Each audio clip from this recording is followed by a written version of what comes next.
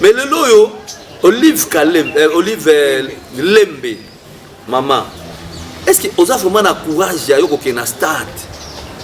Oh, ok, nous sommes là-bas, oh, Zolobala. Mais ce sont les gouverneurs qui vont soutenir, les gouverneurs qui ont la place au Kenya, qui vont faire la campagne, qui vont financer la population dans le stade.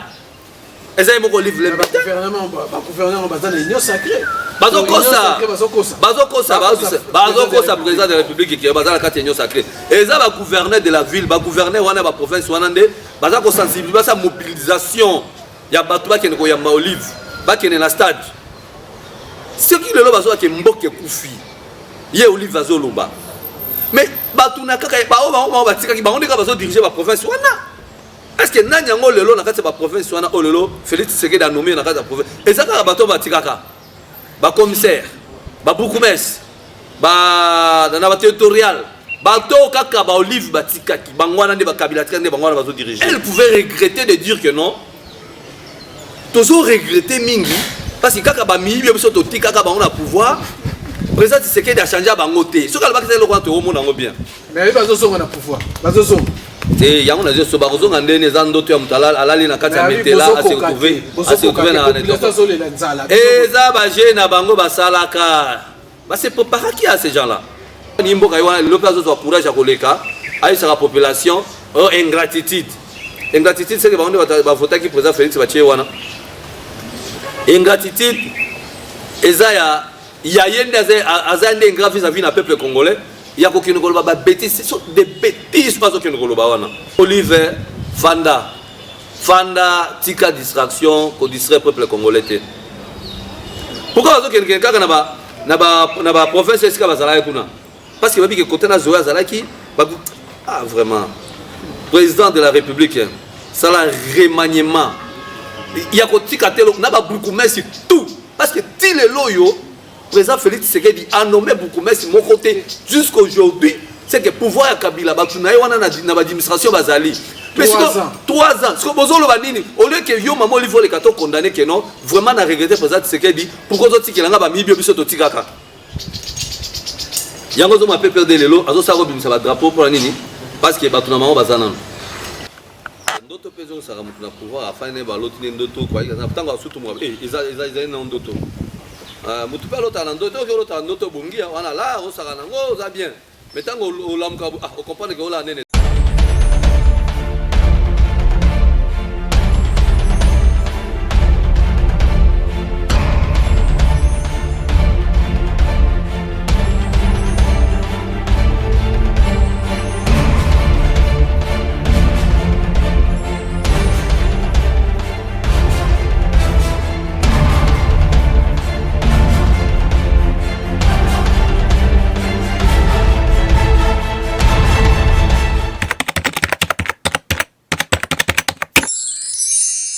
Bienvenue mesdames et messieurs sur Magazine Piste 243. Toujours nous sommes là dans les 4 heures pour décrypter l'actualité.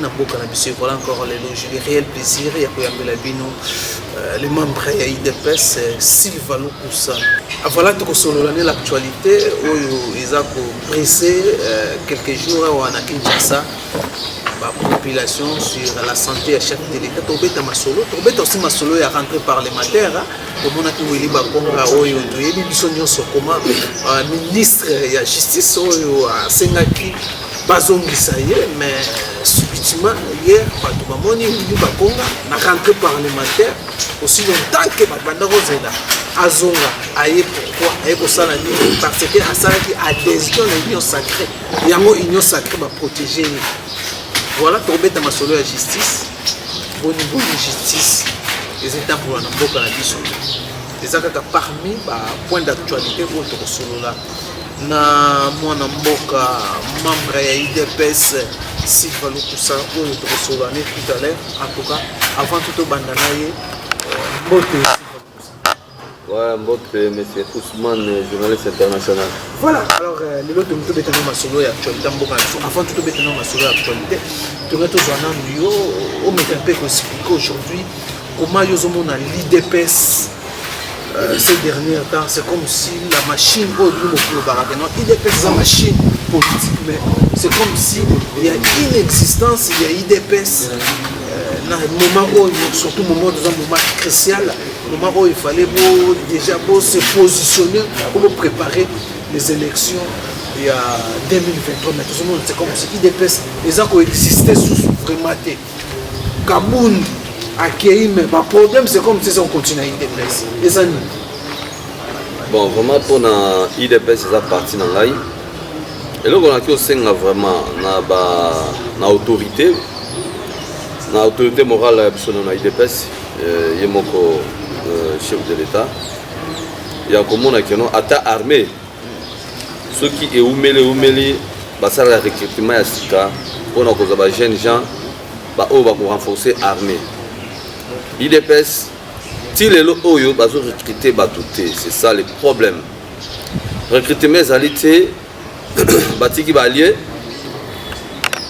baliende bakomika okosa ote biso na fongoli si parti politique et soutenir président Tshisekedi et font non wane komi escroquerie bazo sala biso IDPS et kotika la IDPS et komi mutu nyonso o yazaka nzinga o allié o parti politique nanga et soutenir président de la République parti politique nanga et soutenir IDPS parti nanga mais à quoi bon siko batu nyonso wana bazo luka bazala majorité na parlement pour étouffer président. Oui, président de l'Oyo, à Golekane parce que la population a la confiance de la population ningi. Attends, moi, Bankadia, Bandokimi, Balimisa, mais la population a majorité ningi. Parce que y a une place Mboke Outi, une place Mboka Tozo qui est nango. Mboka, ça fait plus de 50 ans, oh, déjà Mboke Koufa. Mobutu déjà, ceux qui battent, pas mingi, ça m'a kellé là-bas, on va ça m'a kellé, les bâtiments, comme on a Mobutu, tenga Gérard Mboka. Ils ont la chance à moi, on est Mobutu à Gérard Mboka. Na côté suka Mobutu abebisa Mboka Koufi. Akomi ko sala planche bien ndenge ningi seke maile silie. Abimisi ba mokomboso o Tshisekedi ayaki ko buka yango keno elekate na parlement. Toye komona mokomboso tcheli suboye. Toye komona ba Kabila le père aye. Kabila le père quand même. Aninga abundana pauvre papa. Mabene aenda zakine na maturité politique ite. Déjà, tout le monde l'a pas parce qu'il y a humilité. Tozi Kabila, aya koti, abomi mboka na ba dinosaure. Ok mboka kufi, le secret de kuti mboka, batie ba touté, les batie de ba érosion de. Ba érosion écoute mon frère mi yebisanga iso ki ba kuna ba érosion, les a facilité mais avec Dieu to rokunda. Nazo lobango mingi, IDPS doit se distraire, les a distraction. Mais Kabunda Zawana, Kabuya Zawana, Kabunda Keive. Mais secrétaire général Augustin Kabuya.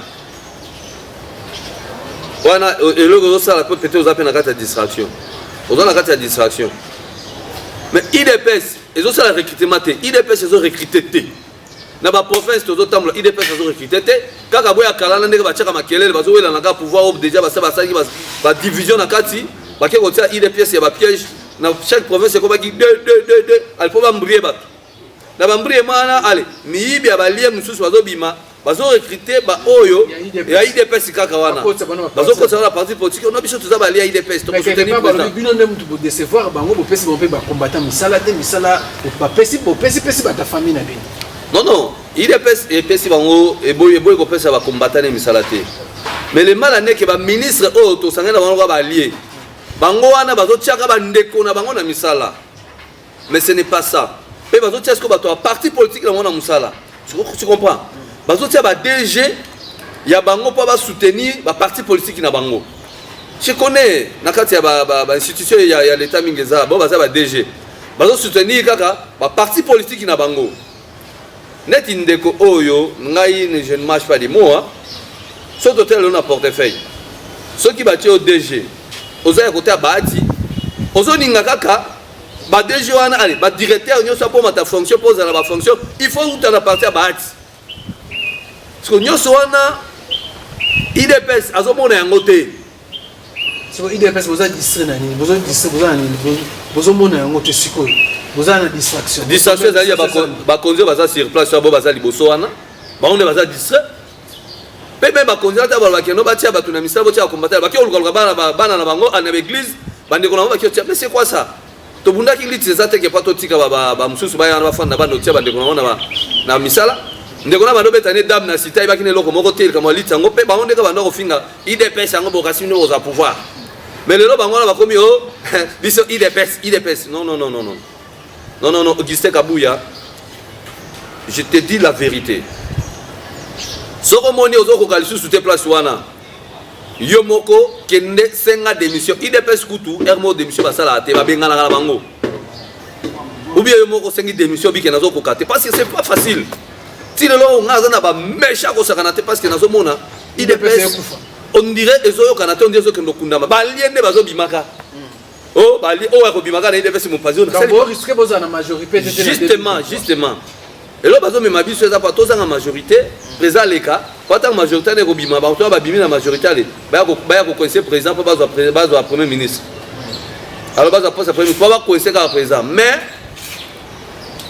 nazo lo bango ndeko Augustin Kabouya IDPS ezoyo kanate mpanzi pazade bazoyo kana lelo tozali na kati kaka bazongeli bazo na kati wana nene Augustin Kabouya na Kabunda bimisi décision finale et bane koyoka na koleka na IDPS bazoteka ba carte ya ba membre kuna mais toyo ko zwa siko ba parti politique mususu za pembeni wana o soit disant ba leya o union sacrée bango nyonso ba komika ka bazo sala ba parti politique ka to ko soutenir président mais biso IDPS mais il faut qu'on recruter ko kina ba province ko recruter ko tia ba président fédéraux na makasi to sala musala ndenge sengeli que IDPS ayo kana sur le terrain IDPS to forcer pe ko tia ba misam sous ba OVD ba régie des eaux ba SNEL on peut engager les gens René Telsat botia ok ceux qui botia un membre IDPS bisoto so se pene azalana René Telsat na Renana et qui engagé ba tout Renana ba to négligé kango za place ko tsambon place le que non ministre information ayebi René Telsat ezo ko tsambon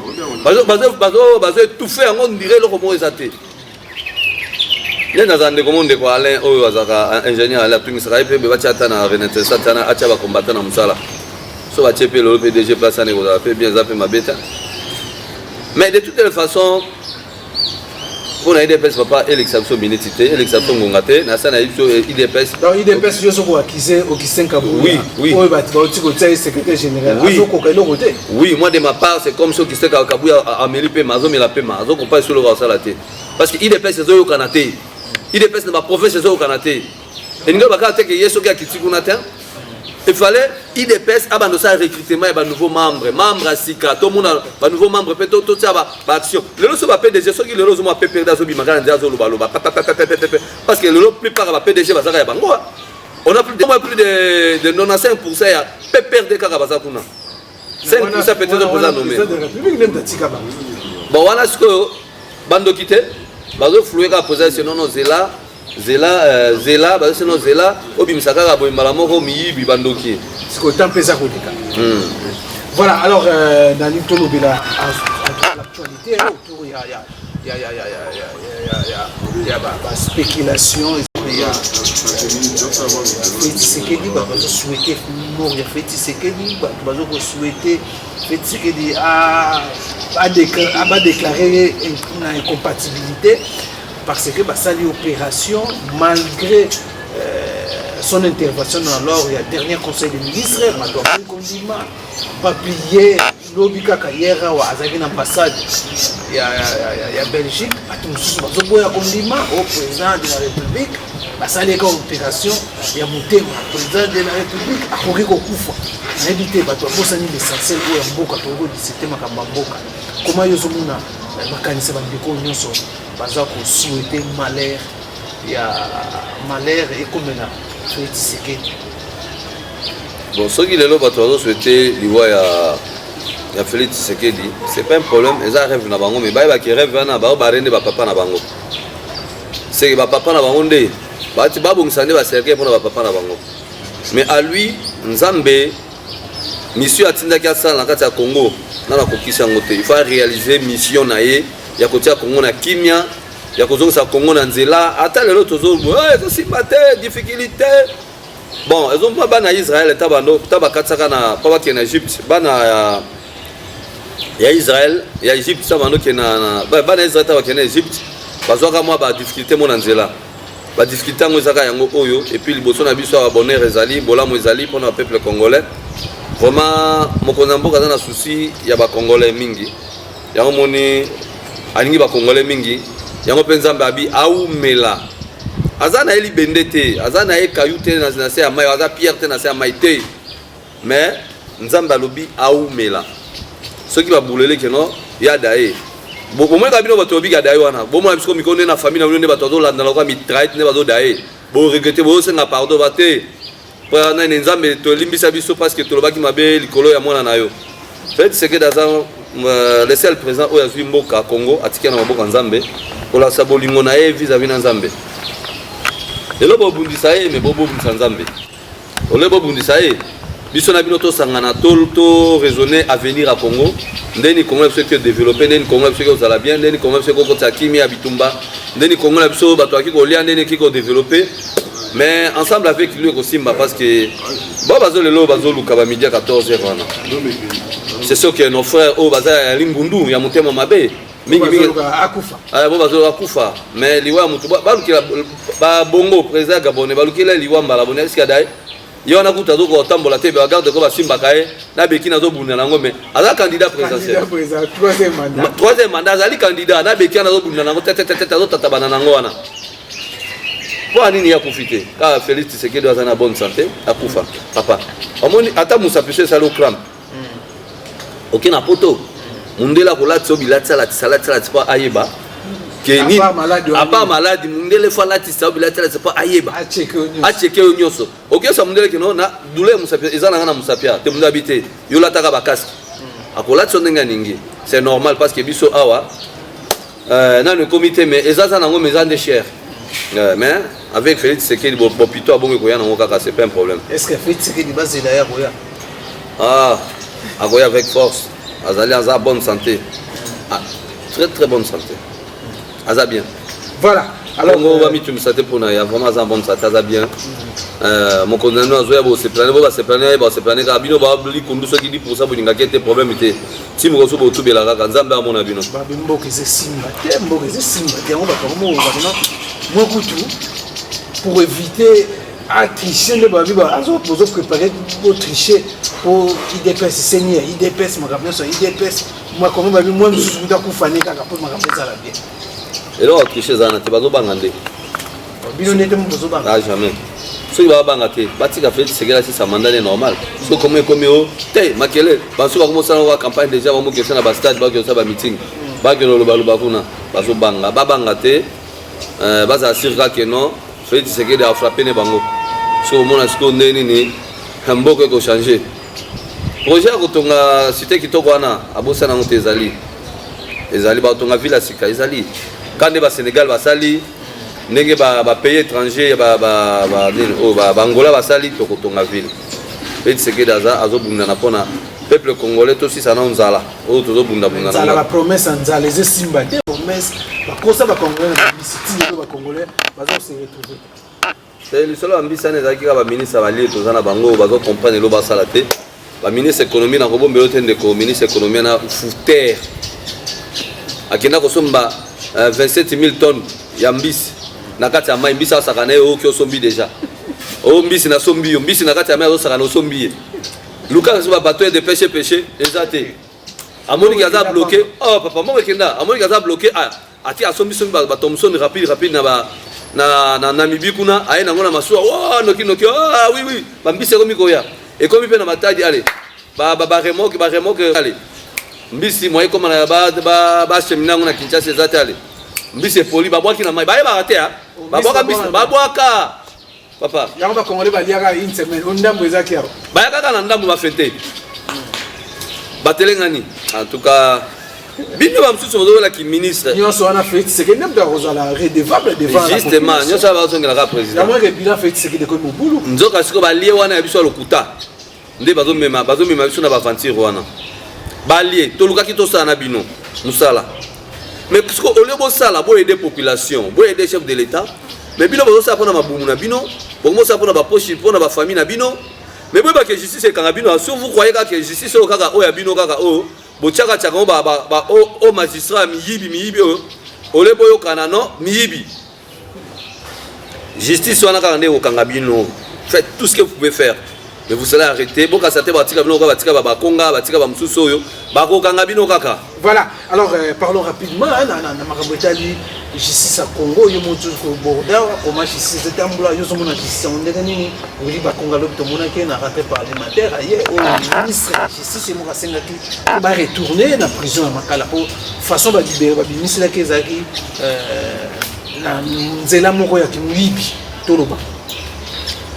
Mais justice oyo yango moi pour connaître nos président Fachi na nini vraiment ba congolais toza bato aza nzambe te aza angelou te poizo décision nyonso ye moko akomi maçon akomi office de route akomi na OVD akomi na ministère de finance na économie azui ba poste nyonso ye moko asala mais pourquoi ache batu basala mais batu so bezo ko bate fois mais batongo sikoyo ngana ko senga ngai de ma part na senga na chef de l'état si y a moyen ba dinosaure mususu ya justice ba que non arrête ba que ne président retraite et puis on voit boka ba sala na bango kuna il y a d'autres gens aussi bazana on peut mibiter bazana conscience ya ko aider nation mi balemi sa to pe biso pe to yebi a nommer ba mususu na tie bango wana pe mais salaire kaka to vu a vimbi si suka moi salaire pas raison d'avoir salaire dans ces problèmes était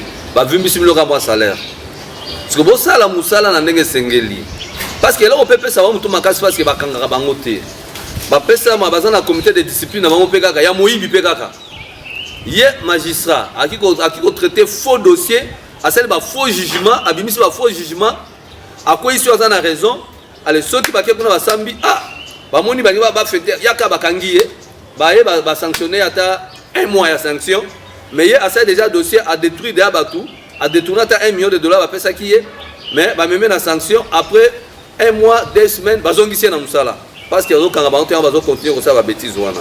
Parce que bah quand on va monter bah au magistrat wana. Personnellement, ngai moko ne naza awa. Ndeko papa moko awa na 12e ire wa lopango na ça fait 12 ans. Bah eskoka e lopango. Basamba neti au cadre au magistrat ya munene pena soni donc natanga na komona ote oyo omiyebi pena soni ba confisca lopango ya bato a confisca ngo pe bimisa ba faux jugement alors neti pe kaka Félix Tshisekedi pe nzamba asunge kaka ya na mboka oyo pa abunda na état de droit ngo magazo bazo bunda nango na kokoso ba mo ba bundiseka na ba état de droit ngo.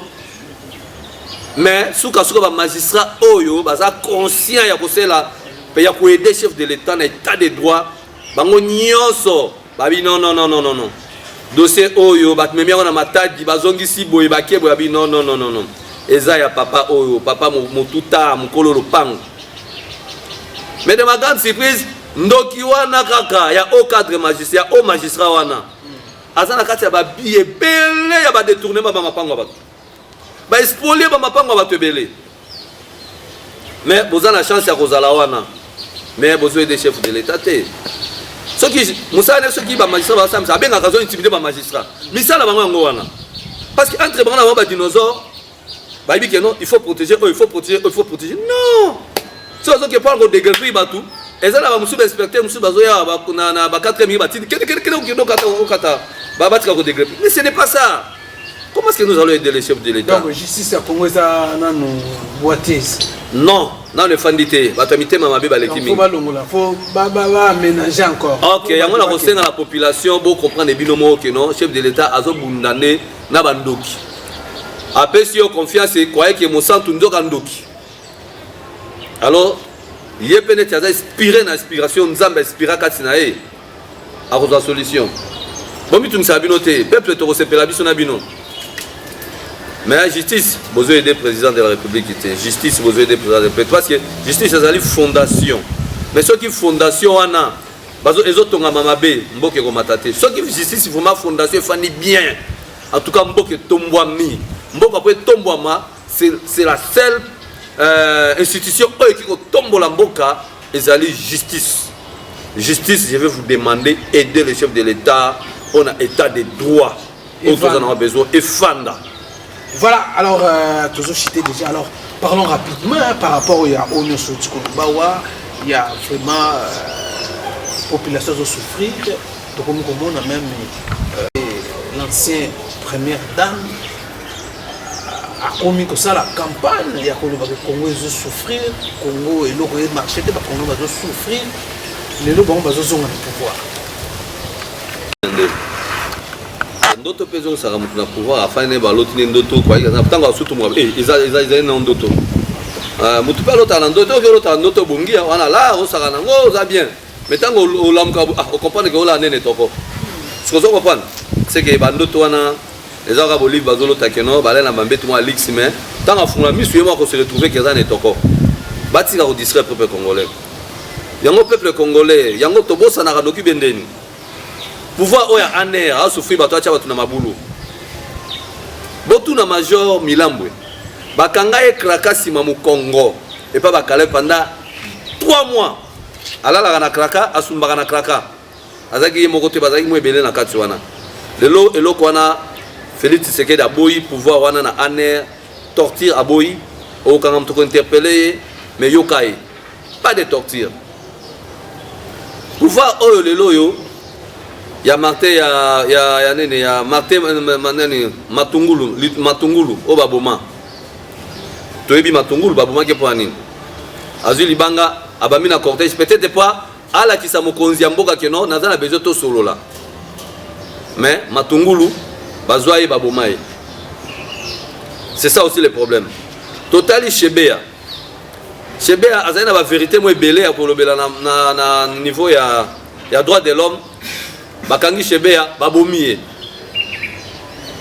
totali oyo lelo ndeko na biso akufa na masasi seki encore Rossi babomai totali Lukusa oto kendo kuna kitambo babomai so baboma batu ebele oyo bazoboma na nko ya bal pampa mais lelo oyo Félix Tshisekedi abino biloko nyonso na boyi mutu soki asali mbeba benga ye tuna ye sambisa ye soki aza na raison botiki akei soki aza na mbeba azwi etumbu na ye mais lelo oyo Olive Lembe mama est-ce que oza vraiment na courage ya yo kokende na stade po okende osala baoyo ozolobana mais eza mpe kaka ye te ce sont les gouverneurs nde baza kosoutenir bango bagouverneur wana place akokende nde baosala campagne bango nde baza kofinancer kotinda population na bastade eza moko Olive Lembe gouvernement bazana union sacrée bazokosa président de la République qui bazala kati union sacrée eza ba gouverneur de la ville ba gouverneur wana ba province wana nde baza ko sensibiliser sa mobilisation ya bato bakene ko yamba Olive bakene na stade ce qui lelo bazo ke mboke kufi ye Olive azoloba mais bato na kaka ba batika ki ba ondeka bazo diriger ba province wana. Est-ce que Nanyango lelo na kati ba province wana o lelo Félix Tshisekedi a nommé na kati ba province ezaka bato batikaka ba commissaire ba bourgmestre ba na ba territorial bato kaka ba Olive batikaki bangwana nde ba kabila tika nde bangwana bazo diriger est-ce que na courage à lo biloko fala lo batake non tu regretter pourquoi le chef de l'état Félix Tshisekedi a changé bato te kaka bato biso to tika ki ba mibi bangonde a continuer ça na bango fala lo batelo kwana dinga les sengo. Yaya a regretté, elle pouvait regretter de dire que non. Toujours regretter Mingi, parce que quand on a pouvoir, le président Tshisekedi a changé à Bangote. Ce qu'on a fait, c'est le bien. Mais il va y avoir pouvoir. Il y a des gens qui ont des gens qui alali na kati ya metela a se retrouver na et ça ba jeune bango basalaka ba se préparer qui à ces gens là. Baboma na biso bilo baboma awa na Congo baboma orgaman na bénéfice n'intérêt ya égal babomi RVA babomi Air Zaïre baba tia ba société privée na bango ya aviation baba kene ko somba ba espace nyonso Air Zaïre je te le dis encore ezaki lac et comment un lac baso biso ba concession nyonso ya lac pour ba kene ko tia ba biloko na mo ya égal kuna na kati ya chambre fois na bango baza na pouvoir oyo eza na bon marché ata l'espace la nyonso munene na so prix basomaka $200,000 concession nyonso wana kende simati banda ko nyonso na 200 000 $. Babomi Orgaman parce que bayebi que parce Orgaman abando te kalaso ba mama bayebi ba jeune na ba mama bokoli mikolo botika lelo boye kokuta ba kabila na pouvoir tangu ya kabila pona rappeler bino Orgaman abando te kalaso ma Thompson $10. Carton bando te kalaso 20 so so mi carton so so na $27 so so mi ram $10. Non, c'est Mobutu. Sera Mobutu, peut-être même attends moi qui sera Kabila le père, Orgaman les alaï kaka.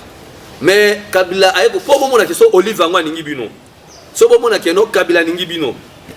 Ba ke ko tia Rama Thompson le lo que notre na Rama Thompson, carton Thompson le commis ce qui ça 62 000, ça 62 000 francs congolais. Béton à dollars c'est combien? C'est à peu près $80. Mais pourtant c'est carton on a seulement $30.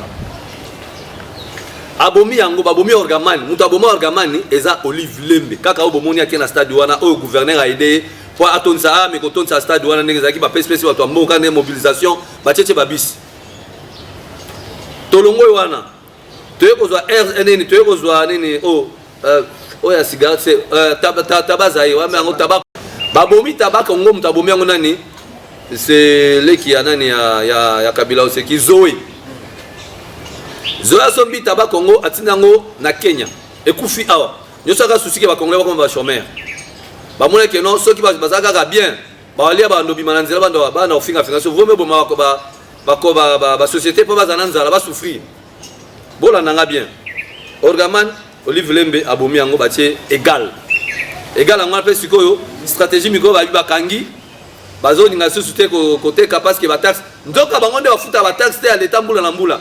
L'État congolais vous permettre un égal à l'installation à dépôt parce qu'il faut récupérer, il faut saisir ça.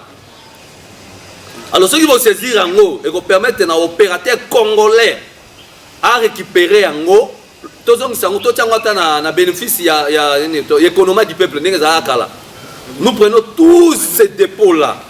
Il y a égal ba na ba chambre fane nyoso to tiango na bénéfice ya économie du peuple. À ce moment beaucoup on a pensé que non opérateur économique congolais vrai congolais les amis habité ba récupérer ba beaucoup on a ba côté on a moins cher. Donc ko zo lisusu Ites Africa. Kaka Kabila bozo comme ça maman Olive Lembe le la leki azolo bazobana yem taboma yango. Vraiment. Ezalaka na 2500 travailleurs Ites Africa et Koufi bangono ya bomango pour intérêt baso mabilo na wamba ya kautia awa bazu office de route ba faiblir rango bazu OVD ba faiblir rango bazu port botela mutu aza mutu ya malamu bake ko sala port na Matadi kuna ya Ledia bake ko sala port moko sophistiqué ya Ledia bazu ya leta mutu aningi mboka na ye azui à l'état à Matadi ya onatra abomi affaiblir rango pour au profond on les basala basalité parce que pas nini pour appeler sa fantasy na ledia na nini wana est-ce que dis-moi un peu est-ce que mutonga nimbo ka wana l'opération soit courage à koleka à sa population ingratitude c'est que ba voter qui président Félix Bachier wana ingratitude ezaya ya yende azande grave vis-à-vis na peuple congolais. Il y a aucune bêtises, ce sont des bêtises pas aucune wana. Maman Olive Fanda tika distraction ko distrait peuple congolais. Pourquoi quelqu'un na ba province esika bazala kuna? Parce que babi que côté na Zoya zalaki vraiment président de la République ça la remaniement. Il y a ko tika telo na ba beaucoup merci tout parce que ti le loyo président Félix Tshisekedi a nommé beaucoup mais mon côté jusqu'aujourd'hui c'est que pouvoir ya Kabila batunaye wana na administration bazali mais 3 ans ce que bozolo banini au lieu que yo maman livre les cartons condamné que non vraiment na regretter président Tshisekedi pourquoi zo tikelanga ba mibio biso to tikaka yango zo m'appelle perdre lelo azo sa robimisa ba drapeau pour nini parce que batuna maman bazana bazana ba fonction ya ba bisa so balolo bango so balongwe mais c'est fini. Mais ce qui est président de la République, bateau beta comme ça va tout ça. Ce qui est le guerre réseau continue dans l'est wana. Voilà, bah tu vas continuer au Koufa. Bah tu vas continuer au Koufa. Banda vendredi le 74. 74 bazongi kokufa ezali banani ezali ba haut magis ba généraux mususu bazana yote nde basala ba jeune bango wana bazobenga ngo nini ekomi loka comment bato sala face bazofutama bien te comment va faire face vraiment na situation bazoba situation ya ba militaire même d'autres na raté parlementaire il faut que le wana fallait ba améliorer salaire na bango ya ba soldat na oui ba ko améliorer na bango mbongo ekokende mais atambo ngo ekei ba général ka mibi bazo continuer ko iba mbongo ba soldat kuna effectif militaire bazo pesa kuna pesa juste pe en plus c'est là au moins Jésus les kapune zandeni nazo annoncer message au chef de l'État, voilà, président de la République. Nakati à fond, nazo pesa yo ndenge zoleka. Eza na ba soda oyo, ba jeune gens oyo bazota na formation militaire na ba kamina na ba base na ba kitona na ba base na formation na ba centre misusu ya formation militaire. Bazo sili sa formation na bango. Mais ce que ça va sili si bazana sofa bitumba. Mais tel ce que les bazo sala bazo zalokola 3000 3000 4000 ba renforcer bango na Goma taba koma na Goma ole bazwa chef fo ya zalaki na bango na opération assisa ki na bango formation militaire wana akita na bango po ba continuer ba sala rafale ba sala attaque non bazo tika chef na bango côté lokola commandant na bango batindika troupe yango ekei troupe yango ekekuta kuna ekekuta commandant kako ya motema mabe wana oya ba ventilier wana taba koma kuna commandant na seke ambi bango bien tout cas personne moral nanu ya lokuta non ndenge za photo bunda Congo mboka na biso photo défendre ngo so akokende asangisi bango akiozwa ndamu 1000 personnes bake na forme na nini na front koto 4000 nene 300 bake koto 200 bake koto so taba zo kabula bango na ba position bazo ki okuta mbuma ya mabe ba koma ba minier na se na kuna ba terminer ba arme on est soldat mais zo ka minier bakomo décourager baninga bino bozwa koto biso to bunda pe to lemba so bino pe bokyoza bino relève kaka biso bitumba bazolia ba mo représent longola ka bango longola ba konzi wana mbuza mabe wa ngatamula tina Rwanda mbuza mabe babomaye c'est pourquoi babomaka parce que ngatamula na Rwanda Mamadou Ndala abeti anga pesa depa na Rwanda babomiye oya biso susu ndeko na so bauma tema mona kaza fort akopesa 4 pas 3 pas na Rwanda kota babomiye ma ya kolongola nanu tous les commandants po baza na front ya kosamba te ba guerrier baza awa bo ba ko bunda bitumba peke no bitumba pesili pe ba comprendre les soucis à Congo baza ba commerçant te mais ba nyo so batika loi présent sont des commerçants effectif militaire bazo pesa eza ya ngote bazo kosa pa balia kalikola ba soda yo so mona soda na France okene ba pese madesu tant aux soldats zola madesu pe kuba ele mbakano kite tant ezo bunda na kolemisa madesu milingi ezo mata pour ko signaler banguna ke bomone place milingi ezo mata bazolamba bombarder bango banguna kuna ba bombarder bango ba soldats baliaka ba kit militaire o kindaka bango wana ya bilo a rolande baliaka batia ko pesa ba soldats madesu na front bozo kosa bakomi ko ba fournisseur na bango ba ko tsaka bilo ça n'a pas de sens toi et des chefs de l'état guerre ya kosala 1 mois ici beaucoup ça avec Félix Antoine Tshisekedi je crois à lui Dieu va faire quelque chose à lui à quoi inspirer na inspiration comme ça sika oh comment on a changé contre na Goma avec guerre kosala na est.